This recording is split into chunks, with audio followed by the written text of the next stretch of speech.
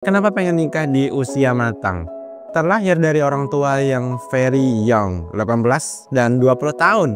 Mereka memutuskan untuk marriage di usia muda itu. Ribut karena masalah ekonomi yang belum matang dan mentality yang masih unstable. My mom 18 tahun masih labil secara mentality dan terlalu bucin. My dad 20 tahun masih belum dewasa, masih belum bisa komitmen, masih on fire. Jiwa mudanya gampang tergoda wanita yang lebih di luar. Akhirnya mereka sering ribut, mereka pisah rumah kemudian bercerai. My dad akhirnya menikah lagi dan berhenti muncul di hadapanku. Sejak saat itu aku tidak punya ayah. Beberapa tahun kemudian my mom memutuskan untuk marriage again dan meninggalkan aku bersama nenek dan kakek. Sejak saat itu pula aku tidak punya ibu lagi karena dia sibuk dengan keluarga barunya. Di zaman yang sudah canggih pun ibuku lupa fungsi WhatsApp dan telepon. Kita hanya sebagai penonton story dari tahun ke tahun. Umur memang bukan patokan kedewasaan, tapi di situ ada jam terbang. My mom